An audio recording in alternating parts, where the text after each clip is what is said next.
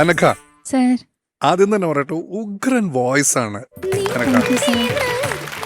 Perfect song selection കേട്ടോ, നല്ല രസമുണ്ടായിരുന്നു കേൾക്കാൻ.